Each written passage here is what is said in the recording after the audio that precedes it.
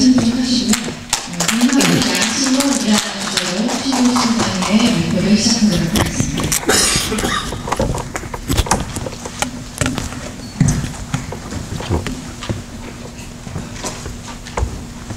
좀 빼줘요.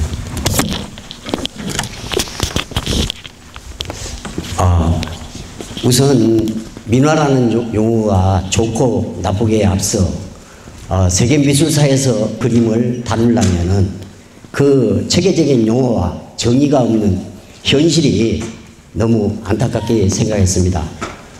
우리의 전래 그림의 정체성 확립을 위하여 민화의 특성을 체계화하여 미술사의 이론으로 정립하고자 하는 뜻에서 민화 양식론을 쓰게 됐습니다.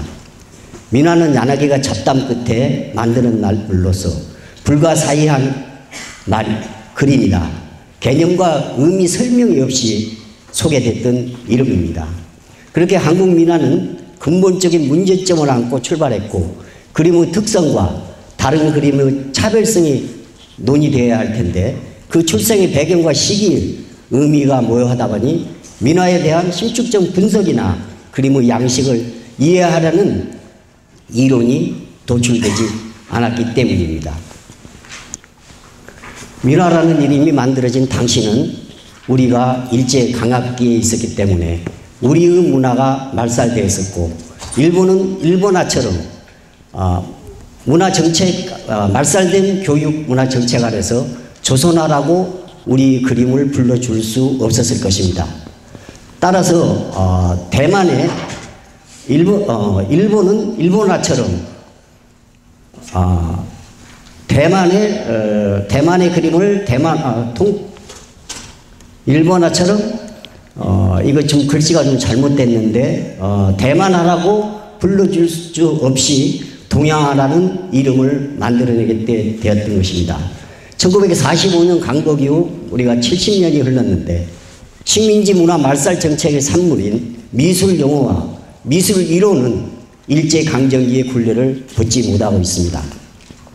우리의 민화를 세계 미술의 떳떳한 장르로 자리매김하기 위해서는 체계화된 이론을 정립하고 그 바탕 위에 민화라는 이름에 대한 심축적 분석을 거쳐 올바른 그림의 이름을 만들어져야 할 때라고 생각합니다. 그리하여 우리 그림을 그리는 화가들이나 우리 그림을 연구하는 학자가 나올 수 있어야 하지 않겠나는 충정을 담아 민화의 양식론을 제기합니다.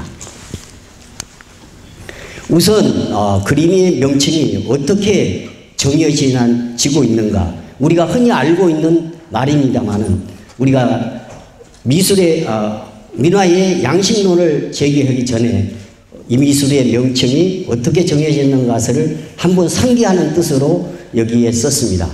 미술을 한물로 지켜야만은 아름답게 그리는 기술이라고 되어 있습니다.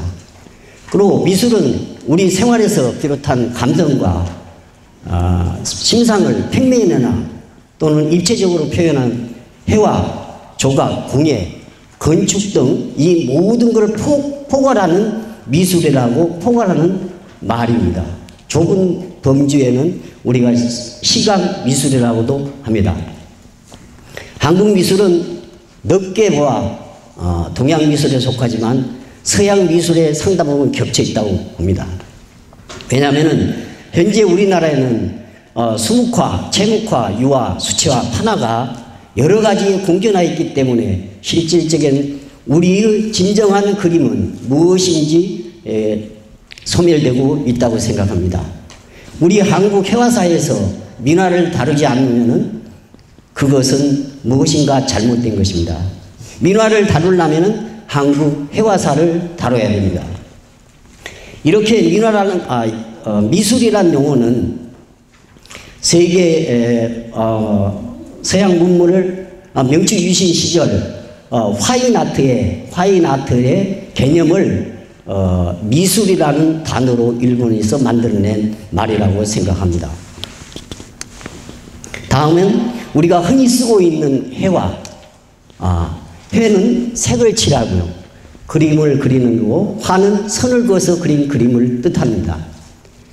서양 미술사 쪽에 우리가 이것을 본다면은 현대적 그림 양식 여러 가지를 통틀어서 그림의 형태를 통틀어서 회화라고 말씀드릴 수 있습니다. 민화는 한국화 속에 속하지 않습니다. 이것은 서로 다른 양식이기 때문인 것입니다. 그렇게 해서 현재 우리가 사용하는 한국화는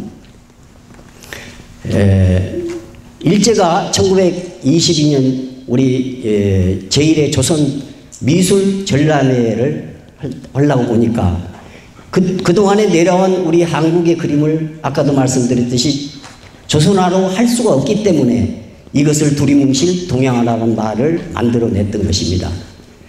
그리고 그 광복 뒤에도 대한민국 미술 전람회에서 계속해서 이 명칭을 그대로 사용하여 왔고 1971년에 청강 김영기라는 화가가 한국 화가가 한국화로 이것을 주장했고 1982년부터 대한민국 미술전람회와 학부에서 한국화라는 말을 사용하게 됐던 것입니다.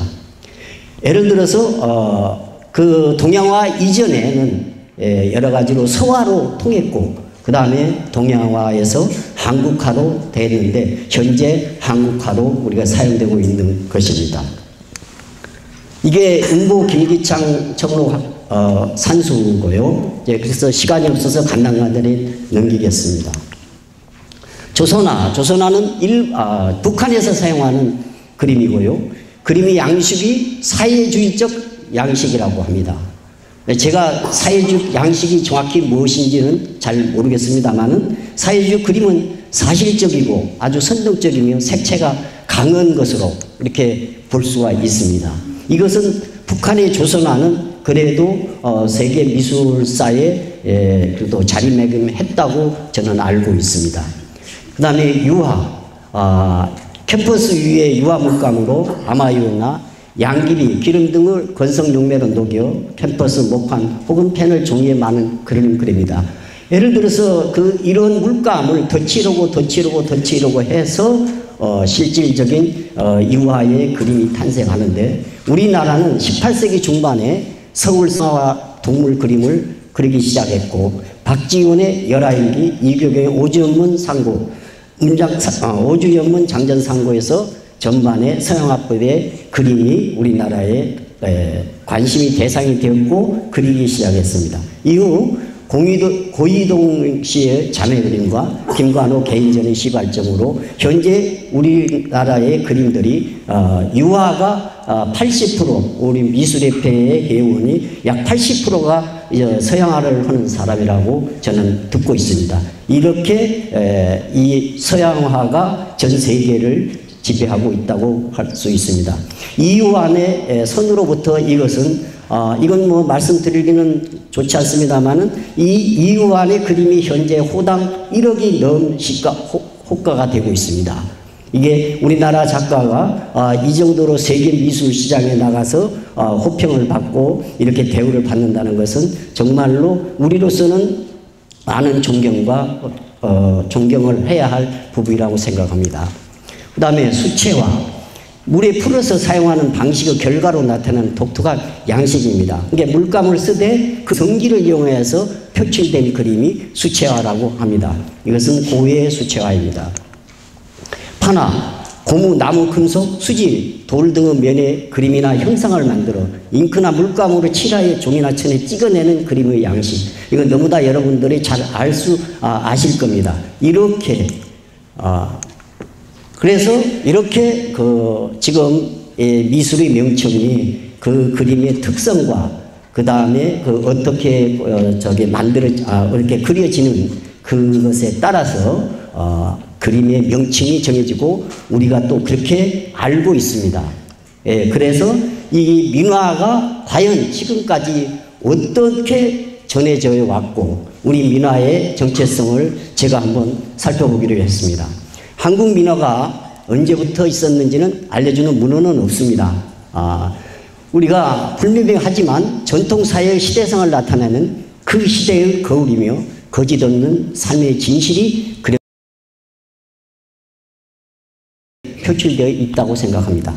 언어가 없던 시절 의사 전달의 수단으로 사용했을 것이며 사람의 본능과 인류 회화 발달사 역사를 볼 때 마음 내키는 그리고 가식 없이 표현한 그림이 진화의 진화를 거쳐 오늘의 민화로 발전하지 않았나 저는 그렇게 생각하고 있습니다.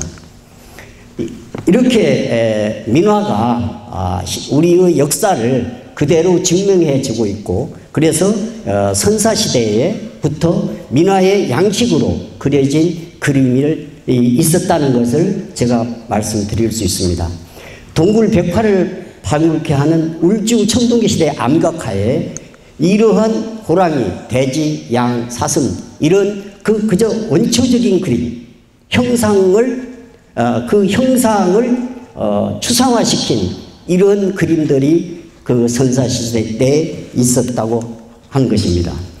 그래서 동물들을 새끼뱀 고래와 작살꽃인 이런 그림들이 있었기 때문에 이것은 결코 우연한 일이 아니고 그림의 원초가 되지 않을까 그렇게 생각합니다. 다음에 신석기 시대의 그림들은 독이 표면이나 빗살과 같은데 이런데 많은 계약적 문양, 호랑이, 거북, 맹수들 이런 그림들이 많이 지금 암각화로 전해지고 있고 또 이것이 제가 생각한 민화의 가장 기본적인 양식의 첫걸음이 아닌가 그렇게 생각합니다. 허버트 리드는 미국의 역사에서 원시 시대부터 인간은 창조적 활동을 즐겼으며 낙서에서 묘화가 생겨나고 인상과 결합하여 회화적인 표현이 가능했을 것으로 보았다. 그것이 민화의 첫 번째 단서라 할 수 있다고 말씀했습니다. 그 다음에 삼국시대의 고려시대로 가겠습니다. 고려시대는 고분백화로 2세기 초 평양낭랑 체육총 등 고분백화가 민화의 양식으로 볼 수 있습니다.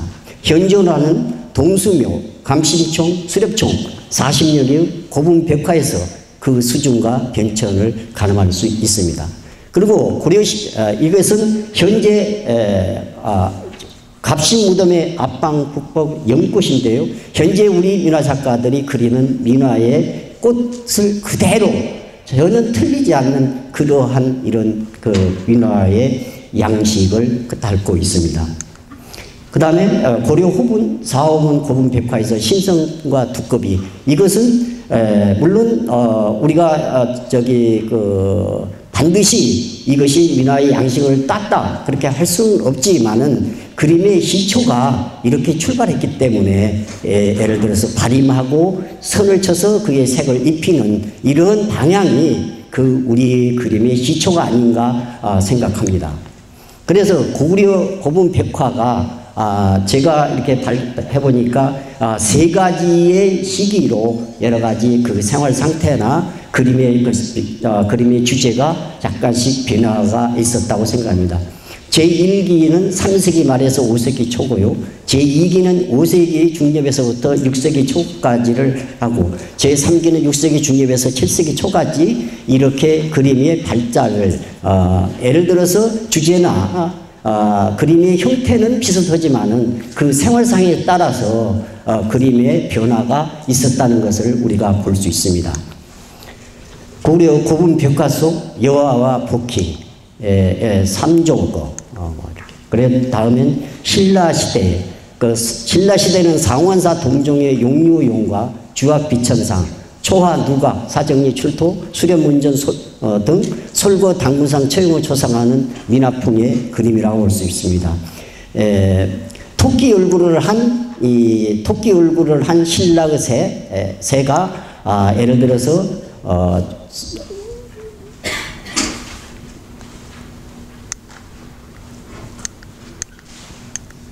죄송합니다. 갈색조 바탕에 흑황자청, 녹색 녹청 군청소를 안료로 사용했던 것을 알 수 있습니다. 현재 오병색에서 우리가 더 발전한 여러 가지 색깔로 지금 민화를 그리고 있던 것입니다. 백제시대에는 백제에서 민화와 연관지어 생활할 수 있는 무령왕릉 출토 산수문전, 왕비두춤의 세화, 능산리 고분백화, 부여 능산리 고분백화에서 이러한 연화문이 현재 우리가 쓰고 있는 이런 것으로 볼 수가 있습니다. 그다음에 고려시대에 넘어와서 모근 이색의 모근 시고에 임금이 내린 십장생을 보고 그 감회를 받아 이색, 모근 이색이 십장생에 대한 시를 읊은 시가 있습니다. 그 시가 있었다는 것은 그 당시에 우리 그 십장생이라는 화목과 십장생의 이게 도상이 있었다고 저는 생각합니다. 이미 고려시대에 십장생도의 도상이 존재하였고 그것을 증명하는 것을 이색의 모근시고에서 나타나고 있습니다. 제가 책자에 많은 것을 설명을 했습니다만은 여기는 간단하게 이렇게 해서 고려시대를 거쳐 이런 동경 너무 시간이 없네요. 하여튼 간에. 그 조선시대에는, 물론 여러 가지가 우리가 가장 밀접하게 잘 볼 수 있는 이런 것입니다. 우리의 역사를 통하여 민화는 선조들로부터 전래된 그림으로 볼 수 있습니다. 자, 시대별 주요 화가 이것은 예를 들어서 선사시대부터 삼국시대, 고려시대, 조선시대에 이것은 제가 한국 서화연명 사전에서 서화화를 개목에 있는 사람들을 총해서 한번 세어봤습니다. 세어보니까 이런 관계를 댔는데 이것은 5천여 역사 속에 화가가 500명도 되지 않다는 것은 그림의 확산이 느리고 아무나 그림을 그릴 수 없었다는 것을 증명하지 않을까 저는 생각합니다. 그리고 조선 말기 그래서 일제강점기 수 팽창으로 그려졌던 적은 민화만을 가지고 서민의 그림으로 이 범주를 정하는 것은 매우 잘못된 일이라고 저는 생각합니다. 정체성의 이해는 그냥 이렇게 넘어가겠습니다. 가장 중요한 민화의 특성이 있는데요.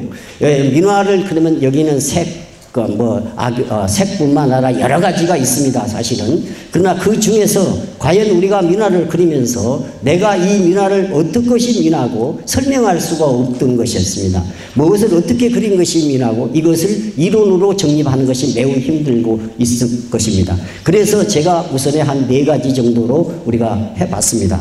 바탕 화면에 악교나 어교를 발라서 예를 들어서 색채와 채색과 보존 상태를 보강할 수 있는 악교 기법을 사용한다는 것입니다.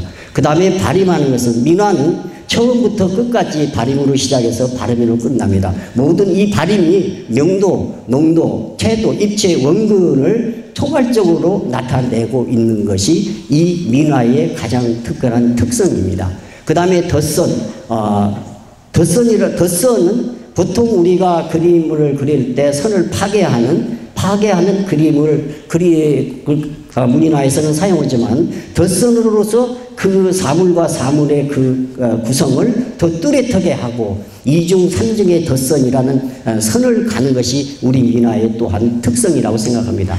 가장 네 번째는 사물의 구조 관계 변화, 실질적인 사물의 관계를 사물의 것을 도식화된 문양과 그 다음에 이럴듯한 그림들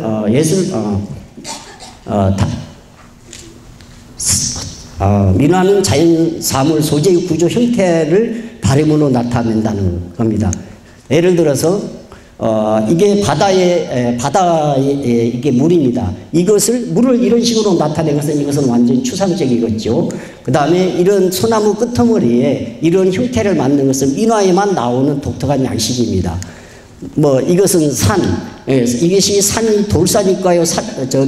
석산일까요? 그러니까 이것도 하나의 우리가 연구 대상으로 남아있는 것입니다. 이러한 특성들이 결과적으로는 민화의 카테고리 안에 있다고 저는 생각합니다. 이런 특성을 살려서 그림을 앞으로 민화의 현대민화니 청장민화의 박별전을 간다면은 좋은 우리도 작가가 이완에 넘가는 민화 작가가 탄생할 것으로 생각합니다. 결론적으로 오랜 세월 동안 그림은 다양한 장르로 나눠져 있다. 한 민족의 유산은 심성과 무성시에 남아있다고 할 수 있다. 신앙적 미술에 관하여 고유섭은 조선의 미술은 민회적인 것이며 신앙과 미술에 분리되어 있지 않다고 했습니다. 한국 회화사에서 민화를 정통회화와 나라를 다루지 않았다. 시대나 유파 불병명, 창의성 결여, 제작연대 미상 등이 그 이유로 괴로운다. 이것은 참으로 잘못된 것이다. 역사는 왜곡되었다가 바로 잡히기도 하지만 영원히 밝혀지지 않는 것도 많다. 선조들로부터 전래된 우리 그림을 연구하지도 않고 예술성과 창의성이 없다고 단정할 수는 없다. 창의성은 민화라는 장르가 아니라 민화를 그리는 화인에게 달려있던 것입니다. 민화의 학문이 바로 세워지고 민화가 한국 전래된 그림으로 자랑스럽게 생각할 때 우리 그림 민화는 세계 미술사의 한 장르로 자리매길 것입니다. 세계 미술사의 장르로 자리매겨하려면 가장 기본적인 민화의 이론이 정리되었다고 생각합니다. 그렇다면 한국 민화가 세계 미술사에서 한 장르로 성립하려면 다음 세 가지 것을 우리가 유념해야 됩니다. 민화의 양식을 이론화해야 됩니다. 그 다음에 정확한 양식 특성을 알고 그 바탕 위에서 현대적 민화의 예술성을 찾는 민화가들의 공통된 민화관과 정체성이 있어야 됩니다. 국민이 민화를 바라보는 관점과 인식이 변화가 있어야 됩니다. 지금 우리가 생각하고 있는 서민의 그림이니 평민의 그림이니 이러한 생각을 가지고 있으면 한 발짝도 나갈 수 없다고 저는 생각합니다. 그리고 민화의 이름이 명칭이 좋고 나쁜 걸 제가 얘기하는 것이 아닙니다. 그 이름을 명칭을 재명명하라면 우리의 그림을 세계 미술사의 민화 양식론으로 정립해야 되고 선사시대부터 전해오는 우리 그림 민화를 한국 결례 그림으로 정립이 돼야 됩니다. 역사성을 증명하는 그림이 돼야 됩니다. 고유명사로 미술의 명칭이 고유명사로 되려면 시대 출발부터 어떻게 출발돼 이것이 꼭 들어가야만이 고유명사로 명명될 수 있다고 합니다. 상기 이론과 정체성을 가장 잘 표현할 수 있는 상징할 수 있는 고유명사로 재명명해야 된다고 저는 생각합니다. 그런 매우 외환으로 귀중한 문화재가 소신 산실된 것이 그 수가 적지 않으며 실로 통탄하지 않을 수 없습니다. 그 나라의 문화와 척도는 얼마나 많은 문화유산을 보존하고 있느냐에 따릅니다. 문화전쟁의 시대를 살면서 한 나라의 문화를 알리고 역사를 증명하는 것은 조상이 물려준 유산을 얼마나 잘 보존하고 전래시키냐에 달려있다고 생각합니다. 우리 전래 그림 민화는 우리의 문화이고 역사입니다. 우리 조상이 물려준 그림의 장려를 체계화 또는 이론하지 못한 것은 매우 안타까운 일입니다. 이 글을 통해 후대에 물려준 우리 문화유산을 다 함께 고민하고 연구하는 민화인이 되기를 간곡히 바랍니다. 감사합니다.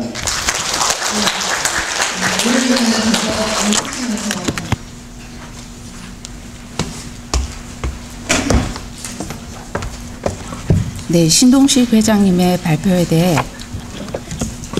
질의를 맡은 정현입니다. 저는 질의의 제목을 민화 그리고 공감을 위한 또 하나의 시도라고 붙여보았습니다.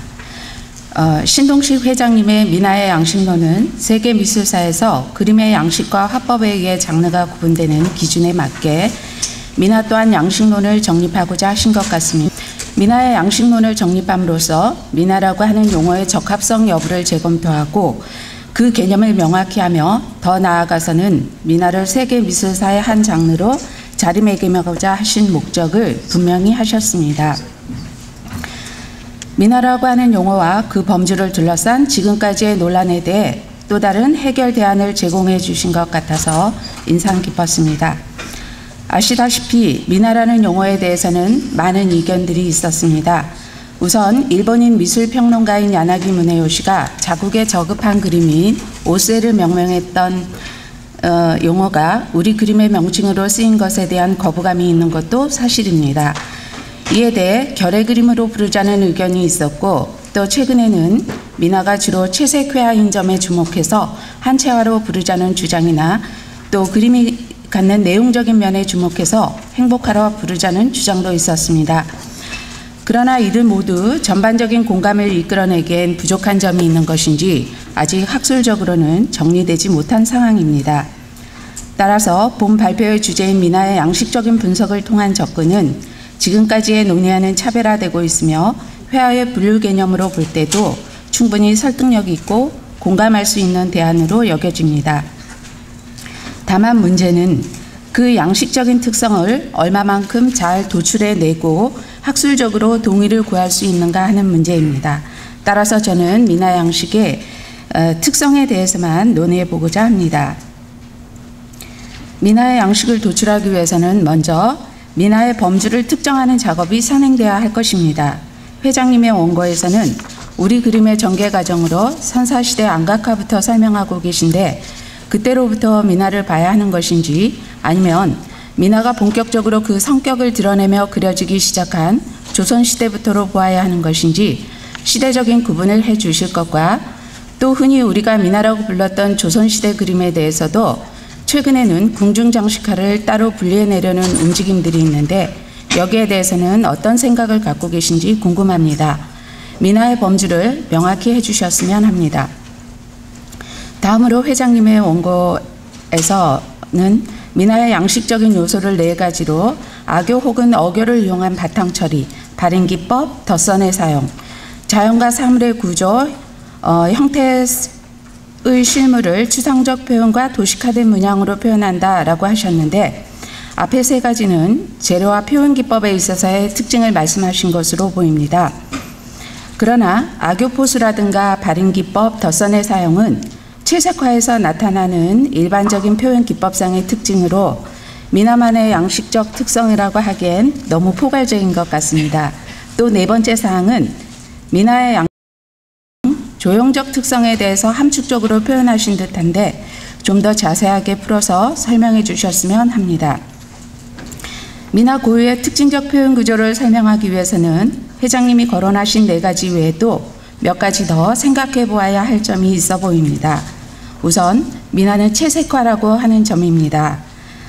물론 19세기 문인화의 영향으로 수묵으로 그려진 문인화풍의 미나가 상당수 존재합니다만 궁화나 미나 모두 채색화라는 점에서 기존의 조선시대 정통회화로 불리는 문인화와는 구별되고 있습니다. 따라서 미나의 양식적 요소를 거론함에 있어서 이 색채적인 면을 빼놓을 수는 없을 것 같습니다. 회장님께서는 미나에서는 청백, 주흑황의 오방색을 고집하지는 않는다. 오히려 정치하면서도 현란한 색채가 전혀 없고 라고 하는 야나기 문해요시의 말을 인용하며 동조하셨는데 색채에 대해서는 양식적 특징을 고찰해 보셨는지 그렇다면 어떤 점을 들 수 있는지 궁금합니다.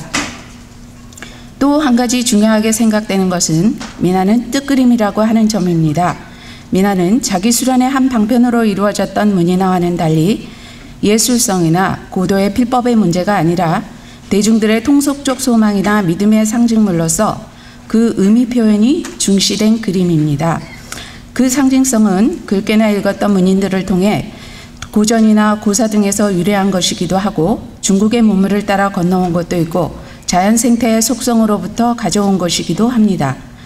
중요한 것은 이 모든 것들이 오랜 세월을 거치면서 대중들의 눈높이로 각색되어 일반화된 코드를 형성하고 있으며 종국에는 부기다남 수복강령의 기원에 닿아있다고 하는 점입니다.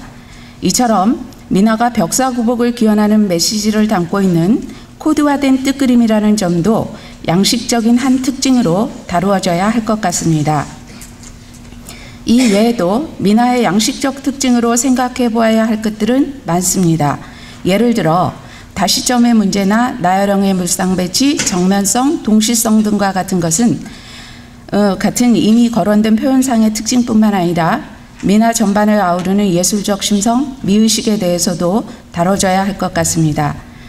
따라서 양식적 특징으로서 미나를 한 장르로 자리매김하려면 회장님의 발표를 발판으로 삼아서 첫째는 표현기법과 관련된 형식적인 특징, 둘째, 뜻그림이라는 미나의 상징과 관련한 내용적 특징, 셋째, 문인화나 다른 궁중회화들과 구분되는 필목법과 채색의 대표적인 특징 등으로 구분지어서 좀 더 체계적인 연구가 필요하리라 봅니다.